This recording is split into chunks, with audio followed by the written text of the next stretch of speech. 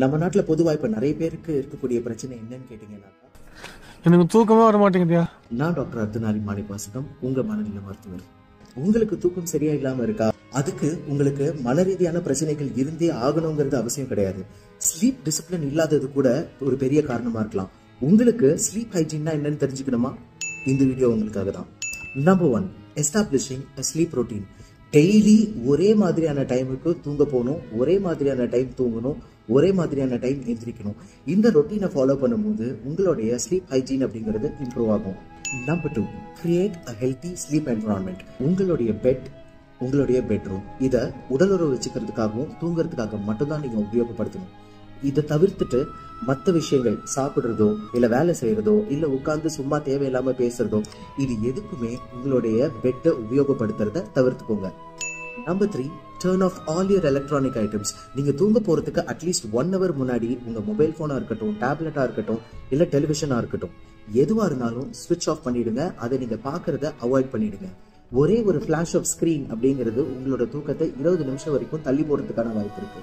தூக்கத்துல எந்திரிக்கும் போது கூட டெஃபினட்டா போன்ல டைம் பார்க்கறத அவாய்ட் பண்ணிக்கோங்க. Number 4, avoid unhealthy food. Night தூங்க போறதுக்கு முன்னாடி ரொம்ப அதிக ஃபேட் கண்டென்ட் உள்ள ஃபுட்டோ இல்ல ஆயிலி ஃபுட்டோ இல்ல ஜங்க் ஃபுட்டோ சாப்பிட்றத கண்டிப்பா அவாய்ட் பண்ணிக்கோங்க. அது உங்களுடைய ஸ்லீப்பை கண்டிப்பா அஃபெக்ட் பண்ணும். Number 5, avoid having stimulating substances. நீங்க தூங்க போறதுக்கு முன்னாடி அட்லீஸ்ட் சாயங்காலம் 6 மணிக்கு முன்னாடியே காஃபி குடிக்கிறதோ இல்ல டீ குடிக்கிறதோ இது எல்லாத்தையும் ஸ்டாப் பண்ணிடுங்க. 6 மணிக்கு மேல நீங்க காஃபி டீ குடிச்சீங்க அப்படின்னாக்கா கண்டிப்பா அது உங்களுடைய ஸ்லீப் சைக்கிள் அப்படிங்கறத டிஸ்டர்ப் பண்ணும். உங்களோட வாட்டர் இன்டேக்கை கூட தூங்குறதுக்கு முன்னாடி கொஞ்சம் கம்மி பண்ணிக்கோங்க. ஏன்னா அதிக தண்ணி நம்ம தூங்குறதுக்கு முன்னாடி குடிச்சோம் அப்படின்னாக்கா இன்பிட்வீன் யூரினேஷன் வர்றதுனால உங்களோட ஸ்லீப் டிஸ்டர்பன்ஸ் அப்படிங்கிறது கண்டிப்பா ஏற்படும். நீங்க தூங்குறதுக்கு முன்னாடி ஒரு தடவை யூரின் பாஸ் பண்ணிட்டு வாட்டர் குடிக்கிறத மட்டும் கொஞ்சம் ரெஸ்ட்ரிக்ட் பண்ணிக்கிட்டீங்கன்னா டெஃபினட்டா உங்க குவாலிட்டி ஆஃப் ஸ்லீப் இம்ப்ரூவ் ஆகும். கண்டிப்பா alcohol and smoking before sleep is a big no.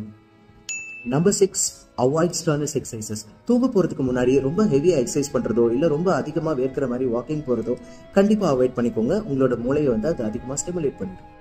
இது எல்லாம் ஃபாலோ பண்ணதுக்கு அப்புறமாவும் உங்களோட ஸ்லீப் பேட்டர்ன் டிஃபிகல்ட்டா இருக்கா, பக்கத்துல இருக்கக்கூடிய சைக்காட்ரிஸ்ட போய் கன்சல்ட் பண்ணுங்க.